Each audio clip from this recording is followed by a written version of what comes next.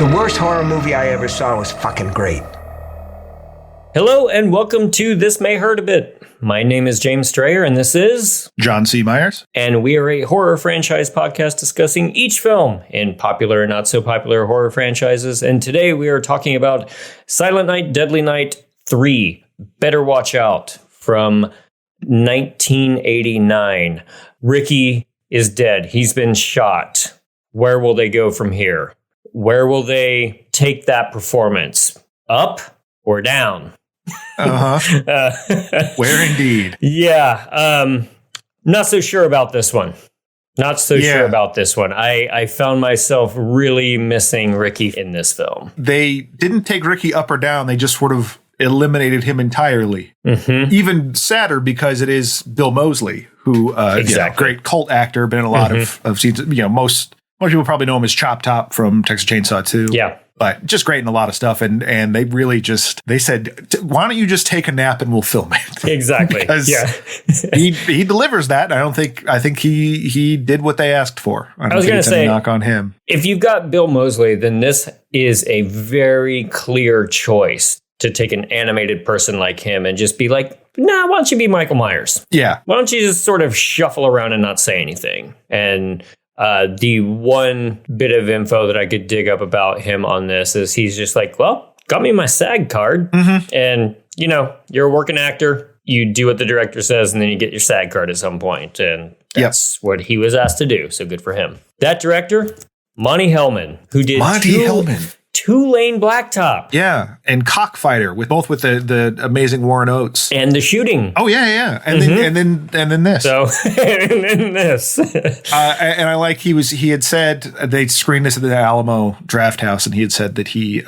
proud of it, but it's not because of what it is, it's because of how quickly he was able to get it together. What he got done.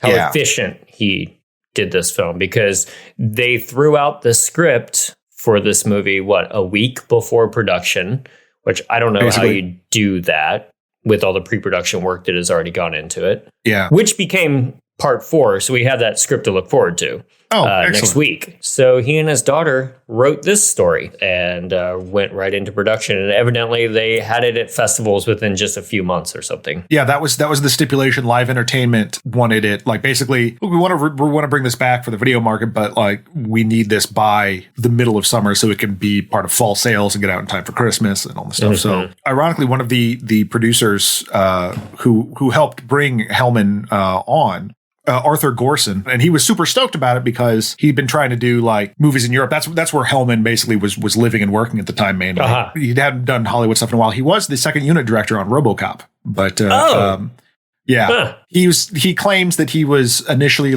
they were talking about him directing it, but they didn't trust him to make an action movie. So they had him direct the second unit stuff, which is a lot of times action, which doesn't make much sense. But also, allegedly, Paul Verhoeven did not like him. But some of that might also just be, I'm the cock of the walk here. Yeah, that could be a lot of just Verhoevenisms. I would be so intimidated. I don't know if Verhoeven was Paul Verhoeven at the time, but I would be so intimidated to be like, I'm not going to try to do anything that you do. Mr. Verhoeven, is this okay? How intimidating. I am not a threat. Yes. Yeah. So they were both excited to be, both the producer and Monty Hellman were kind of excited to do something a little bit more fast paced, which is what the shoot was. The movie's not, but the shoot certainly was. I was just going to say, so they made a film that was opposite of the energy that they had in themselves. Maybe they made it that way because they were tired and they're just like, we've just been running ragged. So I definitely need more scenes of her walking and looking at things. Walking and looking at things, laying in hospital beds. This movie has it all. Mm-hmm. The one thing that I noticed out the gate, if you will, was this was a Lionsgate movie. And I don't think the other two were. So it's a larger production company / distributor took this on. And there again, I miss the 80s and 90s for that, as far as just big budget studios just having their little boutique spots to put out movies like this with a little bit more legs than what they've got now. So this movie begins with what is so clearly a dream sequence. You pick up on that right away. You've got a a guy in the hospital bed. And for everything else that I'm going to probably say that I don't like about this character, I love his brain case. Yes. I think it's fantastic. There's a man lying in the bed. You can pretty much infer that it's Ricky. The top of his head is blown off. And this is Bill Mosely, also known as Chop Top. So that's kind of fun. Oh, yeah. Yeah, right. The top of his head is blown away, but you can see his brain inside of like a salad bowl that's connected to his head with some red fluid swimming around on the inside. I don't know. Every time I saw it, I would laugh and then I would get bored quick because I wanted him to do more. But I like this design. I think it's fun. I like design a lot. Like this was the first thing I looked at in a long time in a movie that went like, I wonder if I could like cosplay that for Halloween. I don't go anywhere or do anything. So it would just be me wearing a brain in my own house. But your cats would like it. Yeah, they'd be impressed. Yeah, which is very strange. And in fact, later on when Robert Culp shows up and is like, oh, Caldwell, like... It's not the same guy. It couldn't be. This Ricky got iced in the shootout. Not quite. I was there. We pumped a dozen rounds into this bastard, blew half his head off. If you watch Silent Night, Deadly Night Part 2, no, they did not. Unless they just shot him execution style, which could be, but... You know, the cops had their way with him a little bit after the camera stopped rolling and went ahead and blew his head off. But like, it's frustrating because... they went immediately, like, in making this, Hellman and the people behind it were like, 2 is garbage. It's garbage day. Garbage day! We're not messing with that. The performance was bad. It's just half a movie to cynically try to, get stuff theaters. We don't want anything to do with it.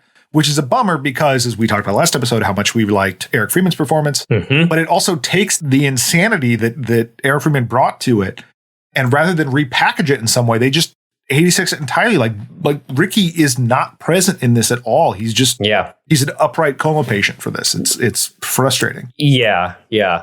Performance is too over the top. It's too cheesy.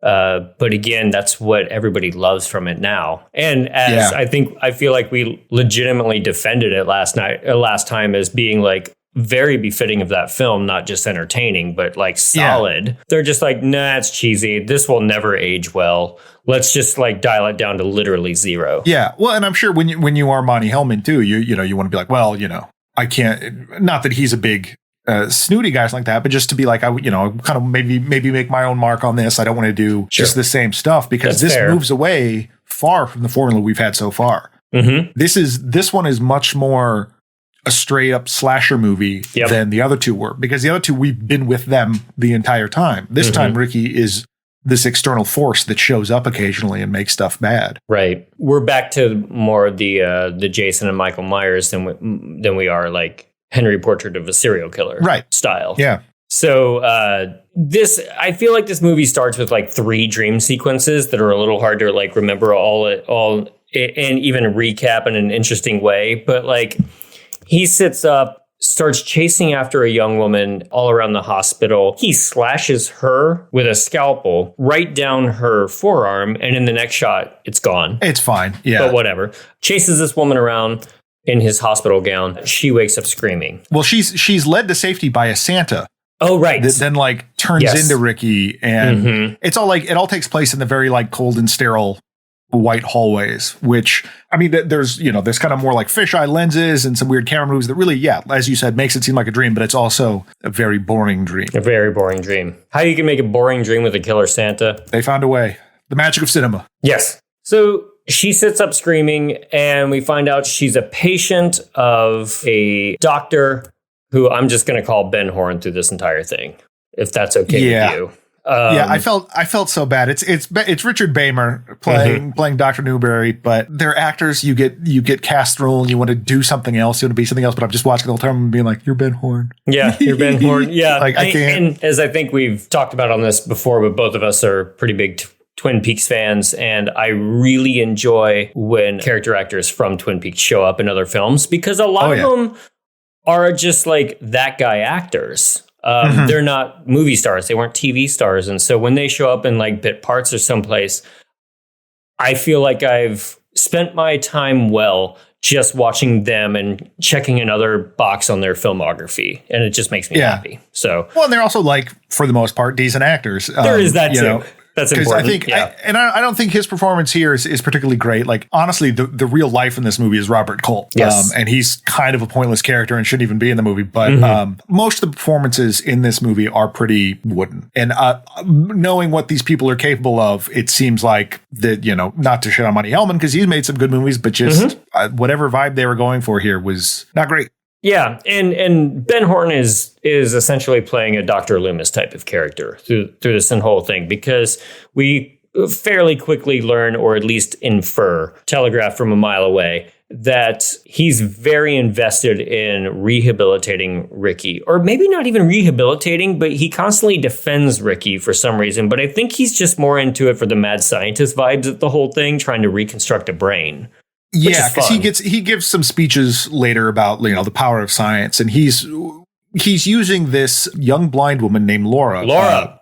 Very perfect when you have all these Twin Peaks people in here. Exactly. Because we'll have not only Eric DeRay, who was Leo Johnson, show up, but also tangentially Laura Herring, who was in Mulholland Drive. Mm-hmm. Well, she's hooked up to a machine if you've ever seen The Cell, it's like that. Yeah. He's trying to use her to get into Ricky's brain. It's funny because this movie was made in 89. Mm-hmm. And we watched, some time ago, Dreamscape. Oh, yeah. Yeah, which is known as sort of like the 80s version of Inception, where it's entering in people's heads. And that movie spent 45 minutes of its running time being like, okay, you're going to enter people's dreams. Do you understand that? Do you get this concept? And this is like, no, we hooked him up and looking at his brain. And yeah, that's kind of all you need. It's like, oh, okay. Well, it's working. And you find out that maybe she has some psychic abilities, Laura does, or maybe she's just messing with him because she doesn't tell him what happened in the dream. I never fully understood why that was. Right. Yeah. I mean, she's standoffish and protective, but it's also, what are you doing here? Like, no one made you be here.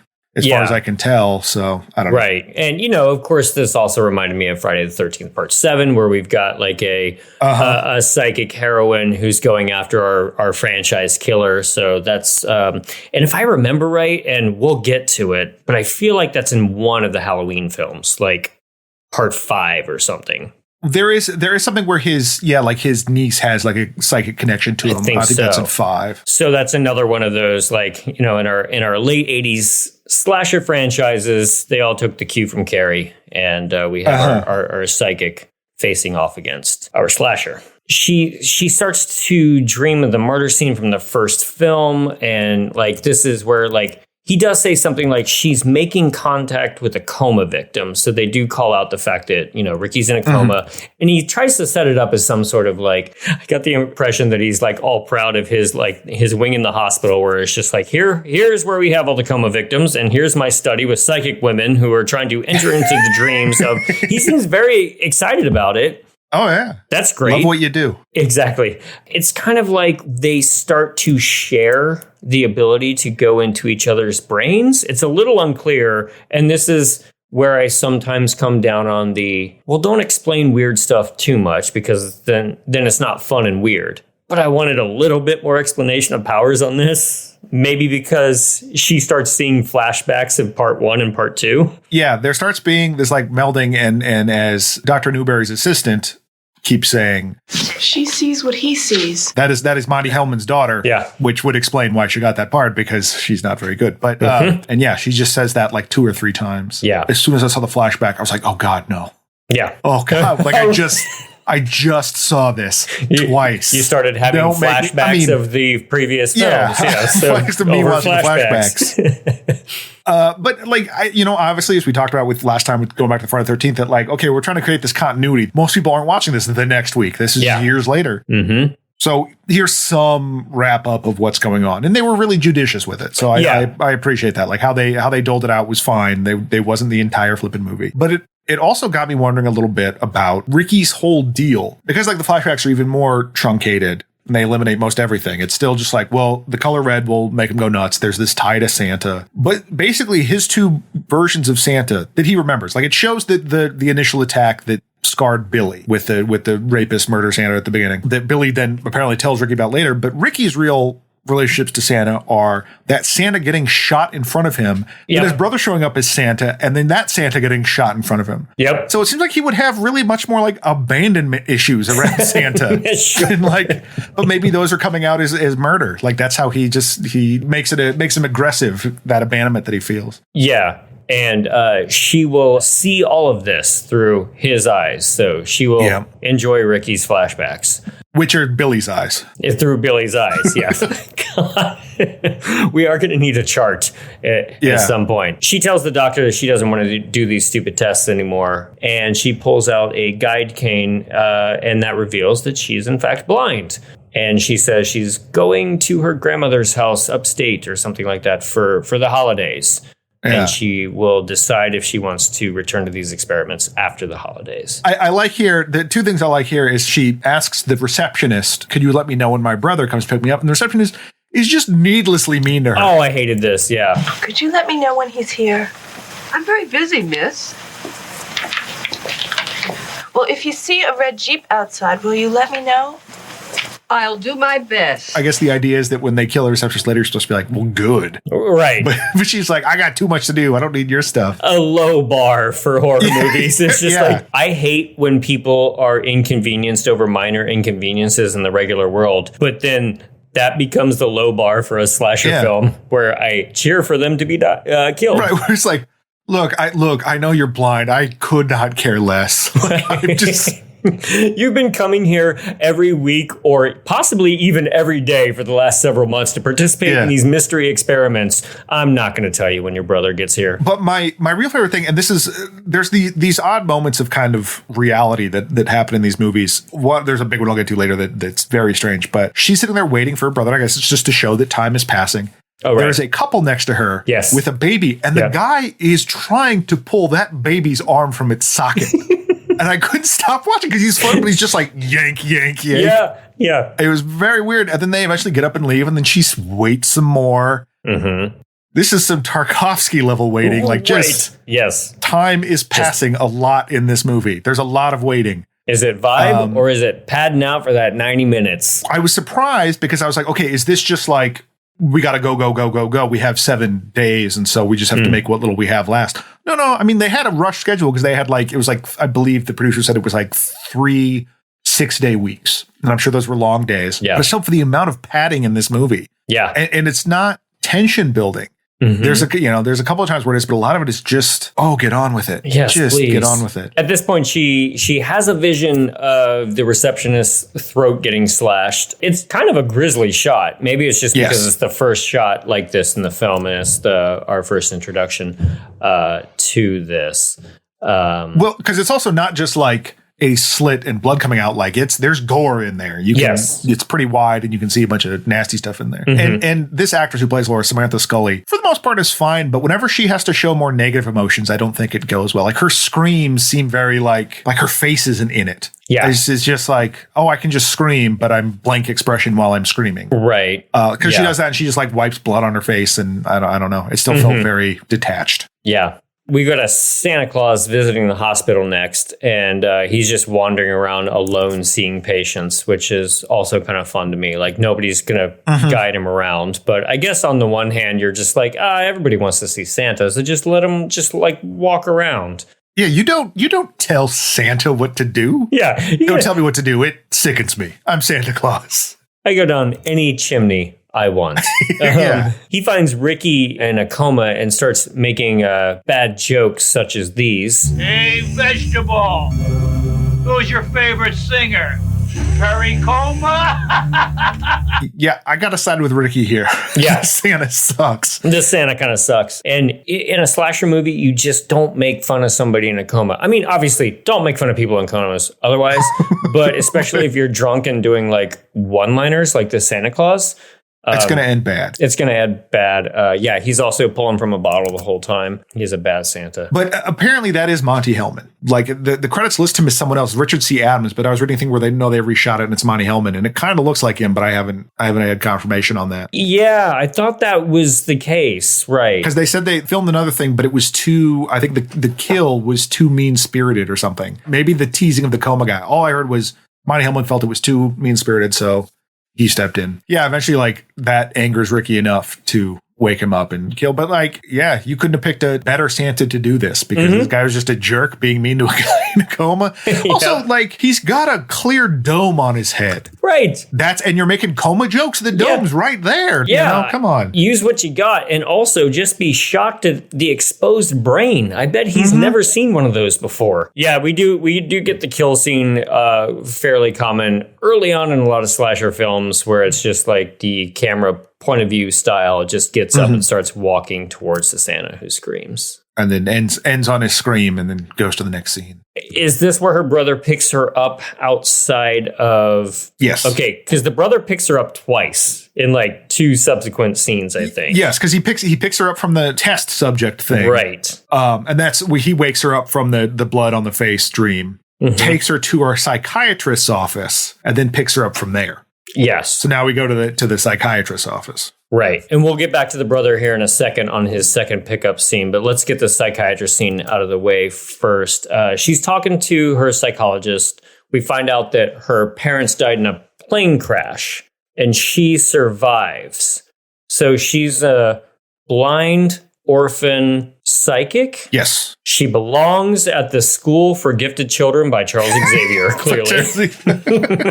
He was on his way to go get her, to come get her when this happened. So I wasn't clear if the idea was that the plane crash gave her the psychic abilities, or I think she just had them because it seems like the grandma was talking to her like the grandma knew what was up. We find out later. Exactly. Yes. So she was psychic, and I think she went blind from the plane crash. Yes. And I like with the doctor in talking to her about that because she is standoffish, and we'll learn, particularly when she meets her brother's girlfriend, that she just has no patience for anyone or whatever. She's just very sarcastic and crummy, but not like it's believable in how the mean-spiritedness of it.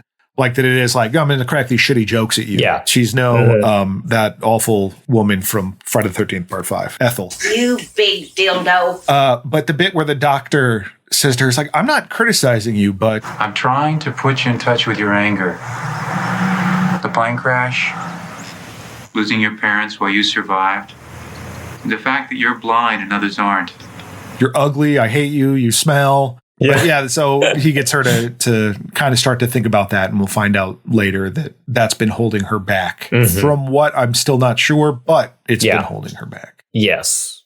She has a vision of Bill Mosely, Ricky, turning around in the psychiatrist's chair, taking the place of her doctor. And we then cut to Bill Mosely walking away, having killed the drunk Santa, slashes the receptionist's throat, just like in the vision that Laura had. Didn't take the Santa Claus uniform.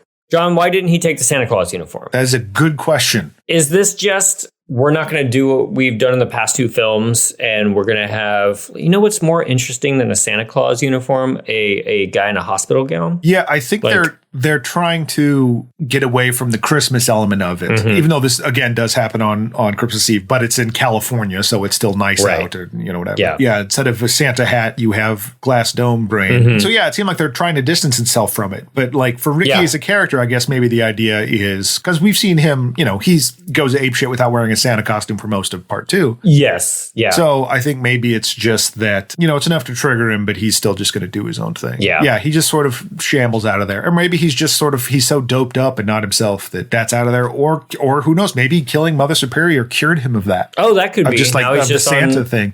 Although I don't think so, because there's an element later. I think that's partially why he stabs the doctor a little bit later. But which is weird, because his whole thing, so he sees red, makes him mad, but then he kills people, makes more blood, which is red.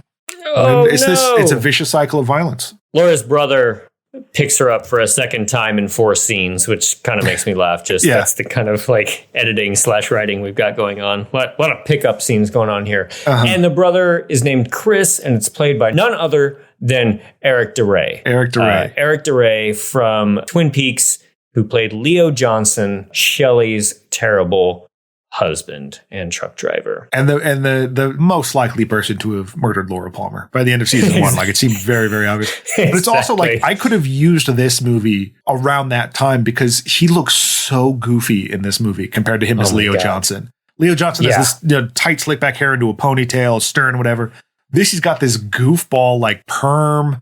It's blonde, and he's just a dope, and it's great. But it's funny though, because if you look at old promo photos, as I have in my very, very long years of intense fandom for Twin Peaks, there's some very old promo photos of Eric DeRay sporting that perm. And I don't know if it was like before they shot the pilot or maybe in between the pilot and when they shot episode 1, which was about a year and a half or maybe a year or so.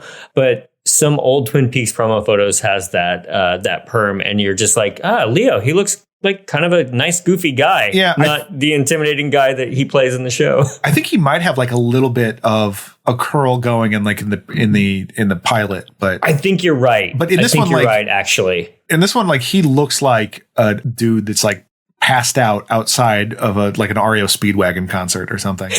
Yeah. But yeah, this was another case of, as I was saying earlier, like when Twin Peaks actors show up, I just sort of like, I do the sit up and point at the TV, Leo DiCaprio meme.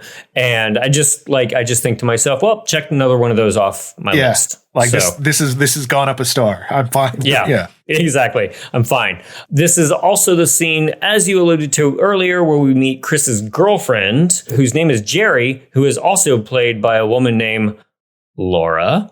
Oh, that's right. Yeah. Yes. Who was in Mulholland Drive by David Lynch, and she plays Camilla. So all these dumb little things keep me interested in Silent Night, Deadly Night Part 3. Yeah. Just up a level.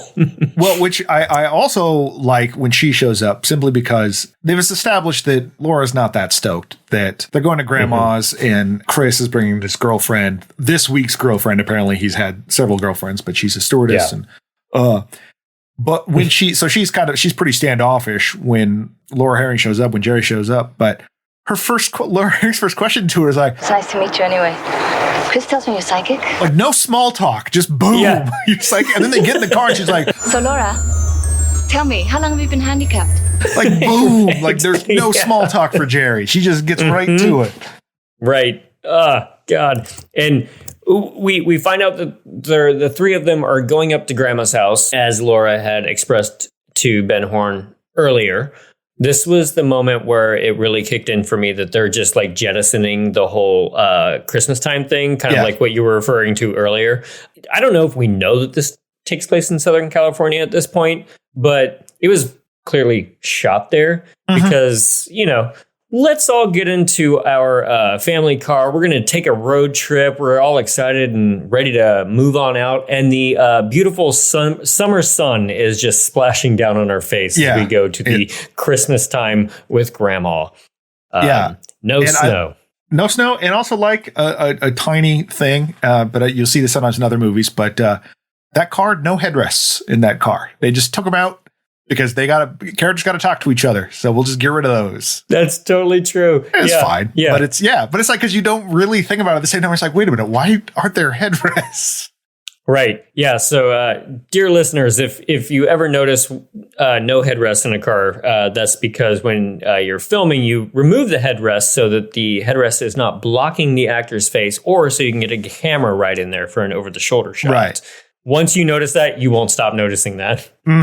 But I also like, you say they're eschewing the Santa thing, but they're going for more of a different sort of children's tale of Little Red Riding Hood, where they're going to visit Grandma.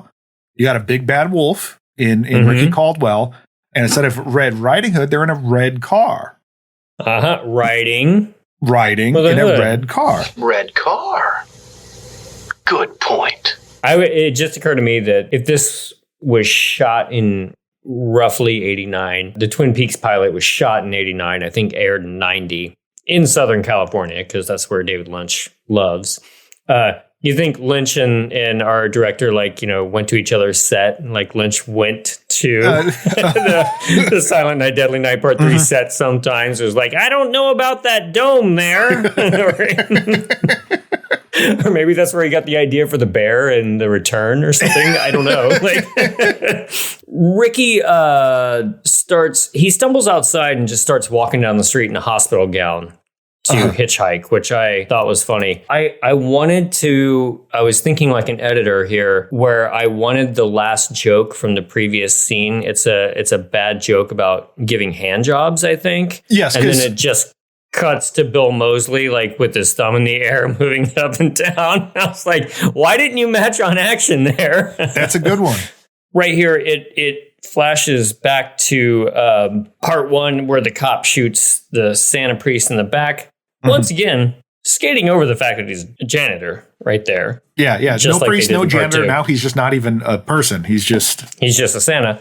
And we have another do they share visions, because Laura wakes up shouting for Ricky. And we're establishing their psychic connection. Someone actually stops for Ricky, as you do. A man in a hospital gown with an exposed brain. And eventually he comments on it, but at first it's like, just pretend he's not wearing the dome. It's like, how do you not notice this guy has a UFO on his head? Yeah, and look, I'm all for good Samaritanism, especially around Christmas, but I think I would cross the line at picking up a guy that looks like this. Maybe I'm not An exposed brain is a tough pull. Yeah, That's like another you should level. probably not be out and about, because it's either like you're likely a supervillain of some sort. Yes, it's just not going to be good. Like the woman picking up the guy in the first Sandman comic, the Dr. Destiny, who's all nasty. Everything. Yeah. Just like looks like a skeleton. It's like, yeah, no, hop in my car. Yeah, get in. But that guy, the truck driver that picks him up, is played by Carlos Palomino, and who was a former welterweight champion of the world, including having beaten Roberto Duran, who I don't know boxing, but I know that name. So I was like, oh, wow, this guy. But yeah, he was a friend of one of the producers, I think, wanted to be an actor. And so he showed up, and he's fine. He was charismatic enough. Didn't bother me at all. But he eventually gets, because he's like, oh my God, my wife wants me to wear a Santa suit. Can you believe it? And then he gets killed off screen for that comment. Ricky, who has just woken up from a coma, gets in the driver's seat, pulls away in this truck. So he's fine. Can drive. And I also like here, I think it's after the dream of the gunned down Santa. This has got to be, and I should look at the credits to see if that's in there, but it's got to be one of their sponsors or special things, because Laura wakes up, it's like, Then Jerry is like, have some water, Demonet water. It's naturally carbonated. Then she sits there, takes a drink. That's it. I totally noticed that. I was like, yeah, man, you take the money where you can get it. You try not to make it too gratuitous, but still. It was just because it's just dead air. I mean, there's a lot of there's a reoccurring joke on Mystery Science 3000, which I know we reference a lot on this podcast, but it's a great show that I think about a lot. Is that when a scene's going on long, sometimes they'll say like, "How do we know he got out of the car?" Where it's like, how do I know she took a drink of water? Where it's not, there's no like right way necessarily to do a scene. Scenes can be as long as they need to be. You're building tension, you're building a vibe, a tone through the whole thing. That's fine. But this was just like, you could have done anything with this. This is just, you stopped the movie to have a woman take a drink of water and then move on with the movie. It was very strange. True. However, doing as a producer for client spots, the number one note that we always get in edits is we don't see the product long enough. Sure, but you don't see the product at all. You just hear about it. So I guess they don't zoom in on the logo. Right. Maybe expectations were different. Gas station attendant talking to his girlfriend on the phone when we hear Ricky pull up. I was very confused about this, because I wasn't sure if that was his girlfriend or if it's a sex line where you actually call a mechanic. Because he picks up and like, oh, hi. Oh, I'm so lonely just working here by myself. I didn't think of it like that. It could have been like, the lonely grease monkey call line or something like that. Hey, and whatever people are into, totally great. Yeah, I guess it's just, maybe the gas station's not making enough money during the day, so he sets up this call line at night. But then it basically became like calling a sex line that's operated by the Jerky Boys, where it's like, what's up, sizzle chest? I'm horny. Totally. Lonely housewives calling up to talk to the sexy mechanic, and they get that guy. Yeah, Ricky, he does hear, he's got a customer. He's going to have to put a pause on getting horny. And he goes to deal with the customer, comes out, grabs the Santa hat that's on his desk because it is Christmas time. We cut to an old lady that you quickly surmise is the grandma that we've been hearing a lot about lately. And boy, howdy, talk about how will we know? Because I thought of that exact same joke while watching this. How will we know how she bastes this turkey and puts it in the oven? Fair amount of time is spent with her doddering around the house. Glad we get this long shot, just watching her do everything around the kitchen. And again, you can do this and build tension. There's nothing about this that is building tension because we know that the killer is still like miles down the road. Right. It's not like he just got there. Right. And we're watching a scene build tension. Yeah, this is some padding out. Here we get the grandma knows that the phone will ring. I think she says something even just kind of cute. She was just like, yep, phone ringing. And then 2 seconds later, it rings. It's kind of intercut too, because there we cut back to the gas station guy where his head is neatly placed on the desk right in front of the phone. So I wasn't by any means confused by this, but I thought it was kind of funny that they cut from one end of a phone with grandma on it to the other end of another conversation with a severed head talking into a phone. Yeah.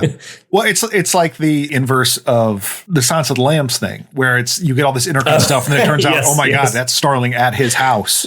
Right. And this is just like, oh my God, these aren't related at all. Not at all. Yeah. But Ricky eventually does get to grandma's, and grandma, thinking that he's just like a vagrant or something and being a very nice person, invites him in, feeds him dinner. He sees a photo of Laura and all him whispering Laura, that's the producer I mentioned earlier. They had him do that. Yeah. I don't know every instance, but he did fill that in for some of it. Are you saying that he sees the famous prom photo of Laura on the mantelpiece in grandma's house? Yes. And loses his shit like Sarah Palmer. Yeah, right. Yes, James. Photo with glass. No, it's the photo right next to her, like kind of semi-inexplicable shot of Martin Luther King on her mantelpiece too, which was very noticeable for whatever reason. Yeah. It's very large.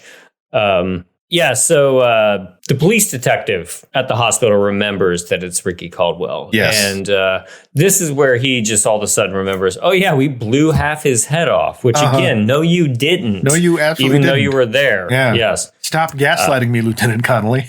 Exactly. Stop gaslighting me into thinking you committed more violence than you did for once. But yeah, this is TV's Robert Culp. Yes. Who I know he's like Man from U.N.C.L.E. whatever, but I think I've only seen him in a Columbo episode. But I love him in this because he's having fun. He's like the only character that's having a good time. He seems, again, not to take anything away from these other actors who I think are very fine in other roles, but I feel like he's the one who knows what he's in and he's having fun doing it. Maybe because he's worked on like TV type of stuff like Columbo, where he's just like, oh, you need a little bit over the top. I can do that. Yeah. You know?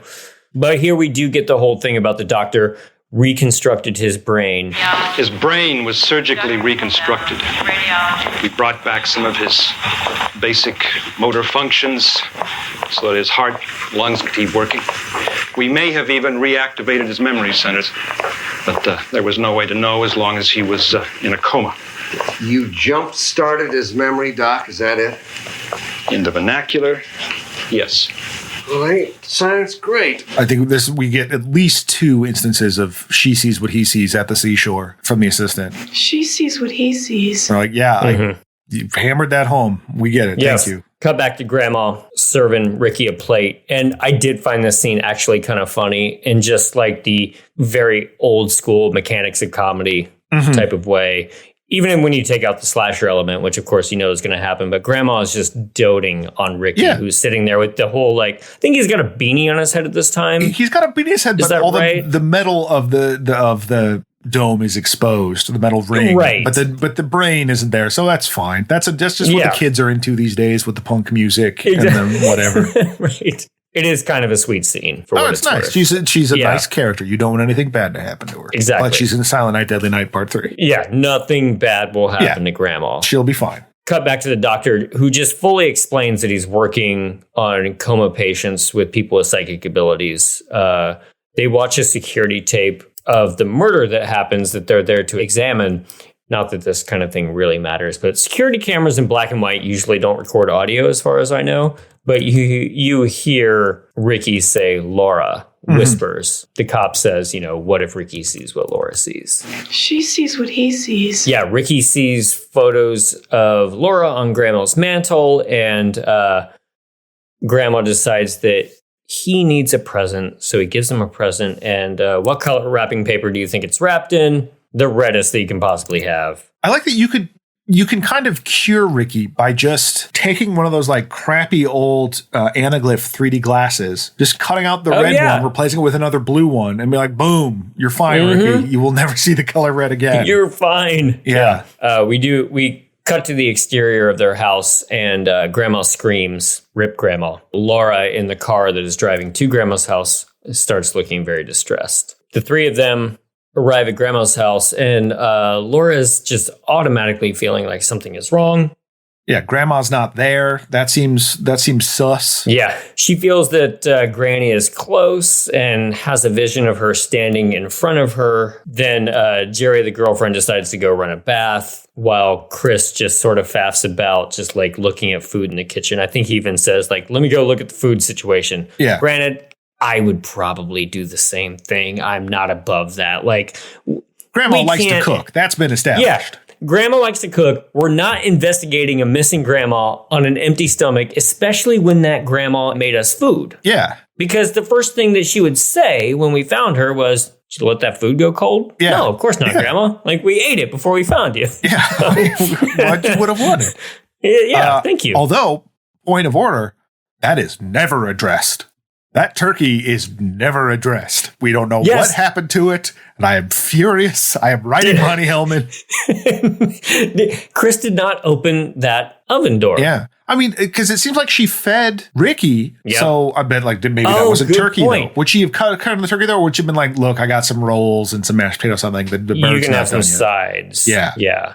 But who knows? I mean, she was a nice woman. Maybe she just went all out and be like, they'll be fine. They've had turkey before. They know what it looks like. If they left that turkey in the oven and Chris didn't even bother to open the door, it's going full Christmas Vacation. Yeah, I was going to say the full Griswold. At that point, it's going to open up. Ugh, Grandma would be upset. What I am fascinated by, so she, Laura parks herself in front of the television, and I cannot figure out what movie she's listening to.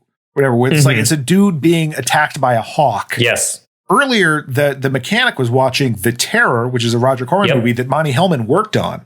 He was the location director, but this hawk one, I don't know what it is. So if you know what it is, let me know, because I have come up empty, and I'm fascinated by what it looks great. A hawk like claws out a dude's eyes. It's great. Yeah, but before or after the birds is what I want to know. Yeah, but it's also why are we watching this? There should be a movie going on, but we're spending some time watching this movie. And then we get some titillating scenes of Laura Herring getting into a cat suit or disrobing down to a cat suit, and then her and Eric DeRay eventually getting into the tub together to hang out, which is, it's this like perfunctory nudity that I'm sure they kind of had to have. And you get a little interaction of them as a couple, and it's cute. It's fine. Eric DeRay in his full nude do, if you will, with his hair. Terrible. And it's weird. He takes off his shirt, but he's wearing a sweater. It doesn't make any sense. No, zing. That's also a part of his nude do. Hairy man. Yeah. Just go watch Twin Peaks before you listen to much more of this. You'll get a lot more of the jokes. Oh, I get it now. Yeah. So this begins a big, long, constantly cutting back to scene of the doctor and the cop, Ben Horn and the cop, just so leisurely looking for Ricky and leisurely looking for Laura. Now, they do a little detective work on the way up by putting in some calls on the car phone and stuff, but they're just kind of enjoying like a Sunday drive together. And their dialogue is kind of fun in a way. I kind of want to just hang out with these two dudes for a while, but they just don't seem like there's any sort of intention or urgency to get to this murder that's about to happen. Yeah, there's this like, well, he's out there. He's clearly killed people, but I mean, we'll find him. There, it seems to be largely this attempt to explore the themes of science and technology versus like fair enough moral goodness, because you not only have him like Richard Bamer, like as Dr. Newberry specifically saying, we're all guilty. Guilty of being stupid, irrational, doomed, and badly designed. No. Science is the only way to restore our innocence. What I'm doing is good. Like, humans are kind of dumb, but science can set us right. Then we get this other weird scene where they cut back later. Yeah, let's just do all the this stuff here. Where they're talking about, and it took me a while to figure out what they were referencing, because in the previous scene, there's a part where Lieutenant Connolly gets on a car phone and talks about it. And then like the next scene starts like, are you hooked up with one of these? I don't know what he's talking about. Yeah. But eventually you're able to intuit, oh, he's talking about a car phone. He's against it. Dr. Whatever's against it. He's like, I don't like to do two things at once. Like, oh, it's great. It's amazing. This technological stuff. It's great. Future. And then Richard Beamer is like, well, you sound like you're trying to sell me something. He's like, yeah, I'm trying to get $100 off my cell bill. So it's like, yeah, we have this technology, but really ultimately what it boils down to is I'm just being a huckster trying to get you to buy this thing because we're trapped by capitalism, whatever. So it's just this back and forth about how like science technology might possibly be dead ends. Yeah. Which is like, okay, that's somewhat interesting, but this movie isn't the place for that. It feels out of place in this movie. And it doesn't go anywhere or lead to anything. Like, I don't know that we need to decry science as a whole to go, maybe a brain-domed serial killer is not the coolest thing to have just wandering around.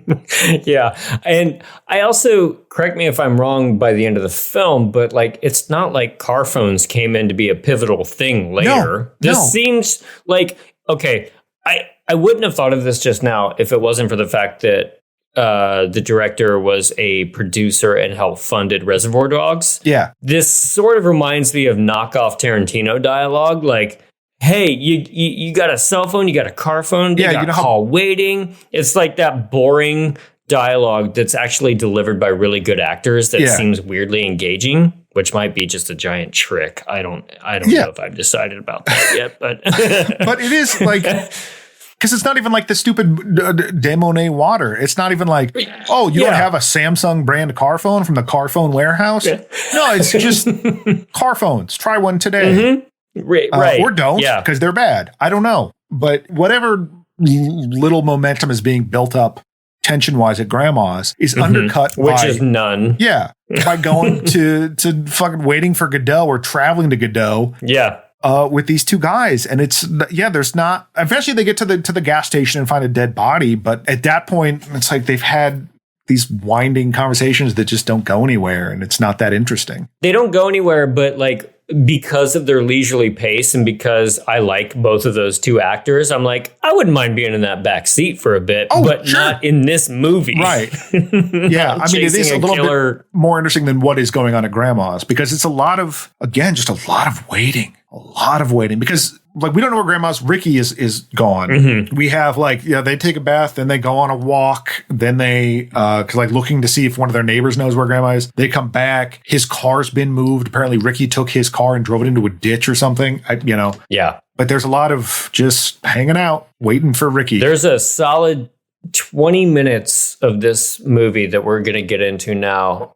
Not scene by scene because we can't.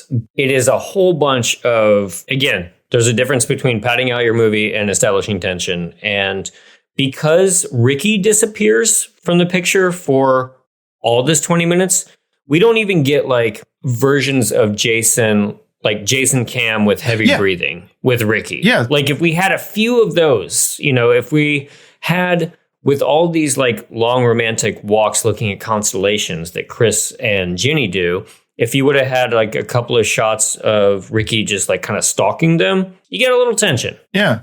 But he basically disappears from the film. It is equally as likely that the grandma just like gave him a ride home. Like they just went like, okay, now you knock off all that murdering. Okay. Like, cause there's no like, oh God, what's going to happen? It's just a bunch of faffing about. That's the funny thing. You have a kind of a boring slasher movie when a murderous killer chasing after three teenagers or not chasing after them is far less interesting than two old men talking about cell phones in a car. Yeah. I wanted to be back in that car just so I could appreciate their like acting, which again is not like over the top notch, but they're just like two charming guys just chatting. Yeah, it's great. Well, frankly, how wooden so much of this other stuff is. It's great. Yeah. Basically, when the arm comes to the door, I guess. This is because that's like when the action picks back up, and this was something that kind of I noticed throughout. When I really noticed, I had talked about in the last episode about how like Silent Night, Deadly Night 2 was chock full of music. And it wasn't great music, but just like all this, there was background check for all the cutscenes or all the cutscenes, all the flashbacks. There is such very little soundtrack, and At one point, so it's starting to become clear that maybe, they don't know where grandma is. Something's going on. Laura Herring goes to the door. Jerry goes to the door, turns around and says something. And then an arm punches through the door. And it's one shot. And it's a cool stunt because it is so close to her head. But the arm punches through the door and then grabs her. And I was very impressed by that. And that immediately went away because then you just see him choking her. And they're like, oh no, Chris runs into the kitchen, comes back with a knife and stabs the arm in like the most like undramatic stabbing I've seen. Yeah. Because it's just, there's no sound. There's nothing to heighten the moment. And while that might be how it would have really gone down in reality. Sure. Yeah. You're making a movie with a guy with a brain dome. Like, come on, like pump that shit up. Yeah, and give me at least a close up of the knife going in. Yeah, or just like I didn't even know if the knife went in. Yeah, until later. There's a little like, but it's barely even there. Like, give me a good gushy, crack some celery or something. Give me a Foley. Just do something with it because then he drops her. And the hand comes out, and then they're able to save Jerry. Yeah, and Ricky has made himself known. So now, in theory, there would be tension. Right. But and there's something about that entire scene, too, where I think even when the arm disappears, they're just kind of like sitting there delivering their dialogue. And I can't remember what it was, but it was just like, oh, yeah, isn't that kind of scary? That's a bummer, man. Yeah. Like there's no urgency at all that there's a guy who just tried to kill her. She's slumped down and is coughing and, she's just been choked. Like, hey, are you okay? Now, like, let's move you away from where the killer clearly is. Yeah. It's a lot of bullshit. But then Chris ends up like going up getting a shotgun. But I guess the last time we'll go back to the two of them is they have a whole conversation about Ricky isn't a killer. He's a way to stop people from killing. Like snake venom is a way to cure the bite. Well, studying snakes is your thing, Doc. Stomping on them is mine. And speaking of snakes, excuse me, while I relieve the reptile. Yeah, and then Richard Bammer just takes off without him. It's like, screw you. I'm gonna go. I'm worried you're going to hurt my star pupil, my science experiment. So I'm just going to get out of here. Now, maybe this is too much to reveal to our, 100 listeners, a personal type of thing. But like, as someone who I'm the guy who has to pee on the road trip, or at the very least pee at the bar after 2 beers. I found this scene very offensive, that he would just leave him. I took issue with this. I sat up and I was like, no, you wait for him. It's not his fault. Monty Hellman gets 2 irate emails. One about pee representation, the other one about turkey.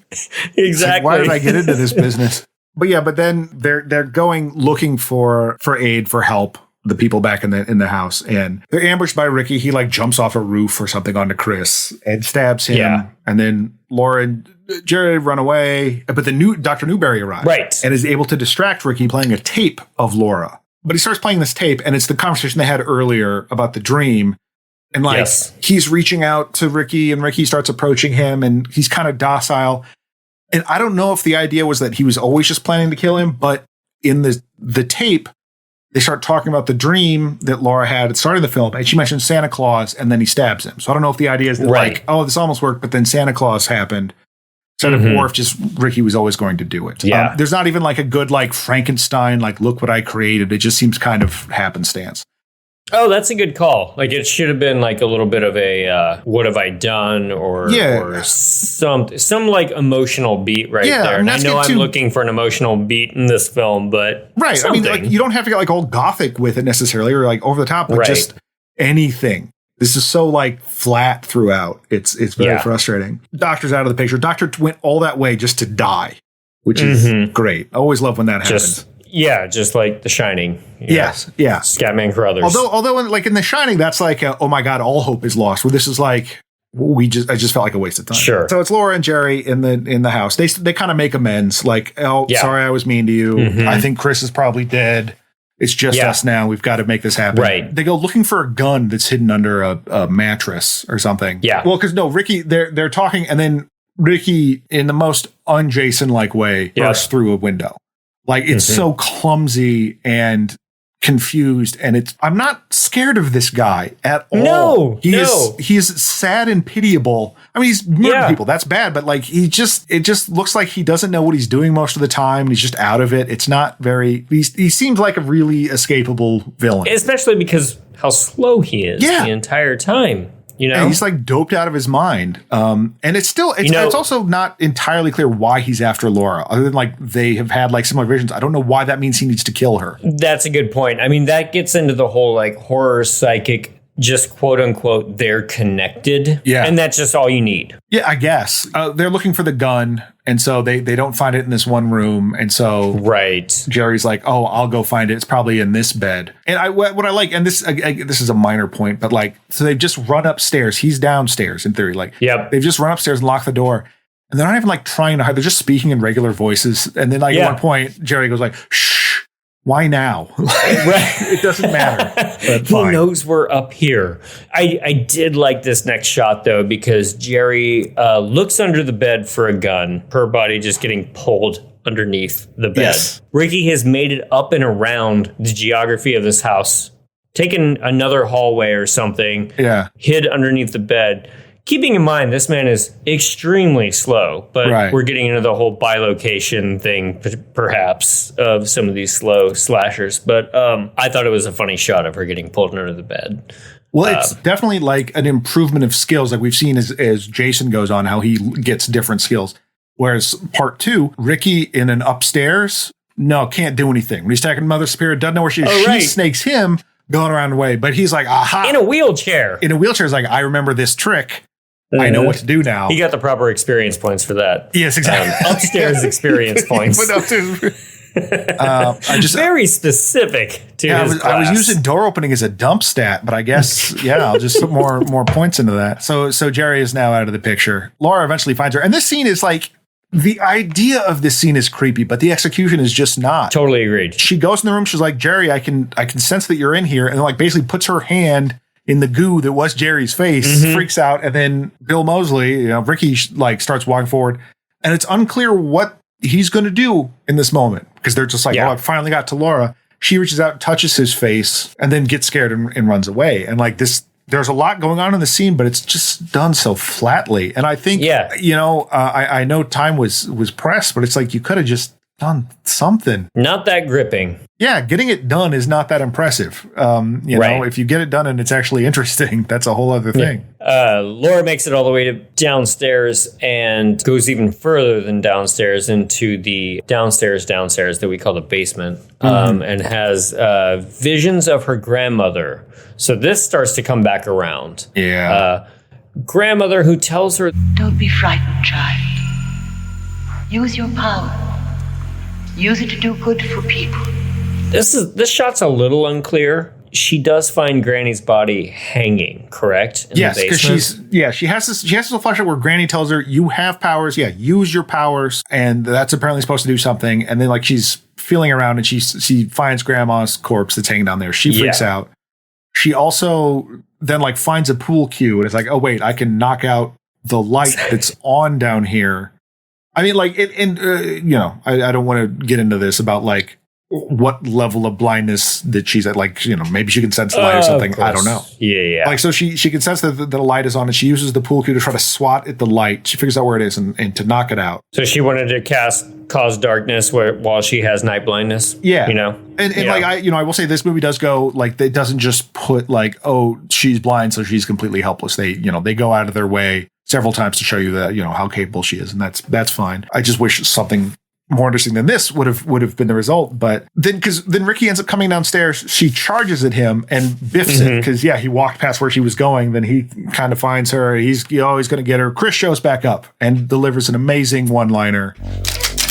Is it live or is it Memorex? He's got a shotgun and goes to shoot him with the shotgun, but it fires blanks. It's nothing. Ricky gets back up and starts to struggle with the gun, and he does the whole like pressing it against Chris's throat. Chris is out of the game for a second time. Yes. So he just actually goes down this time, I think. He does come in kind of bloody faced and everything, but he goes down for real. He stalks over to Laura, Ricky does, who is on the ground, leans in, and she just stabs him with a wooden pool cue. that she was beating him with earlier. Yeah, that gives her way too much agency there.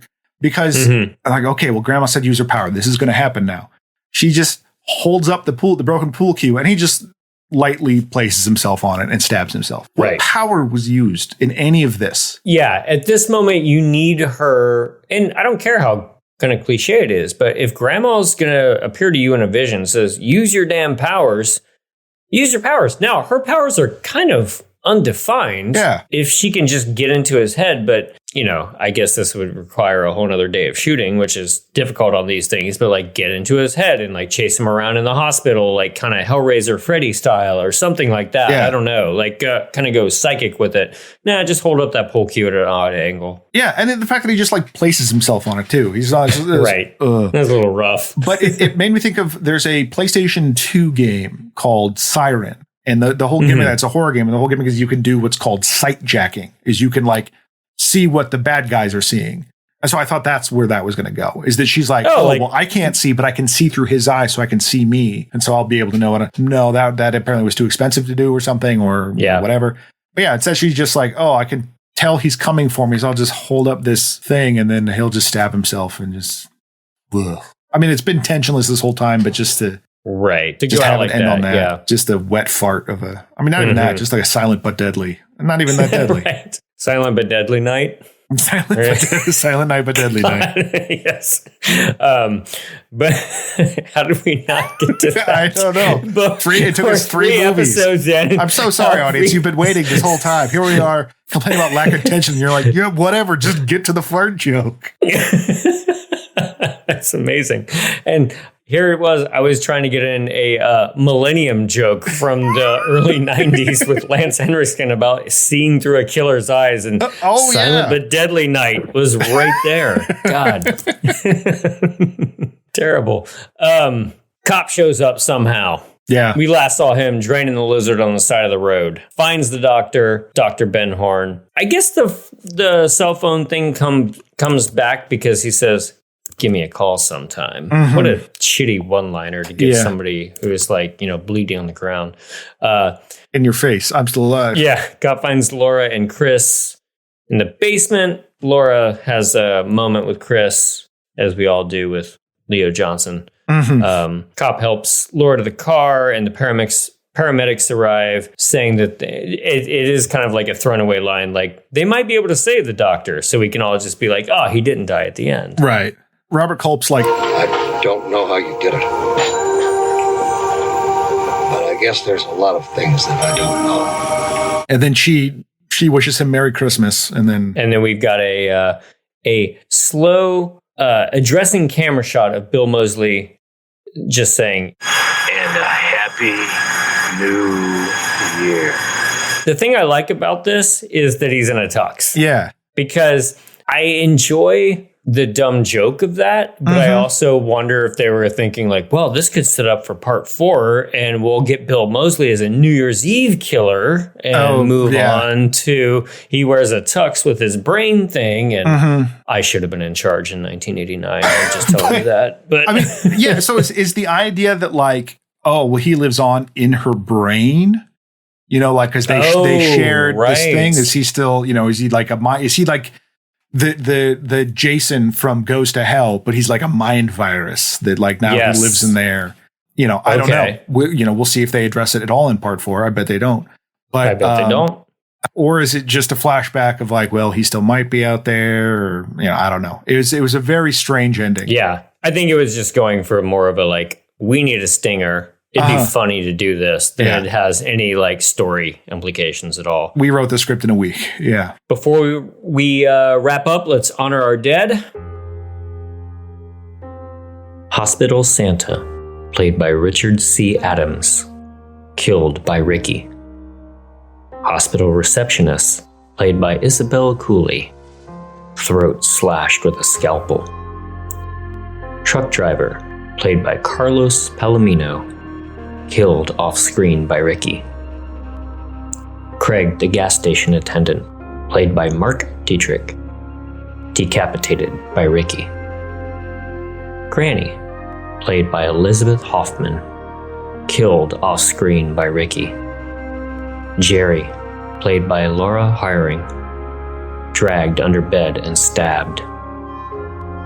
Chris, played by Eric DeRay, stabbed, then choked to death with shotgun. Dr. Newberry, played by Richard Bamer, stabbed twice with knife.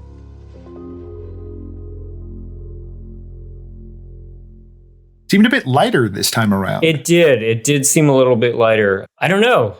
And it's not even like flashback footage because we decided to excise that last time. Yeah. But it's yeah, just fewer kills, lots of like faffing about. Yeah, they definitely went in a different direction, and I don't think it was that successful. Mm-hmm. It tried to like go to like a somewhat more standard slasher, but then it didn't even do that very well. Right. And this was the second time you had seen this one, right? Mm-hmm. Well, yeah. I mean, I'd seen it. This is probably actually time number 3 because I watched it. There was a period of time in high school or college where just friends and I being smart Alex running bad horror movies and watching them or whatever. Of course. Yeah. And I think this is the one that we made it to and then went, nah.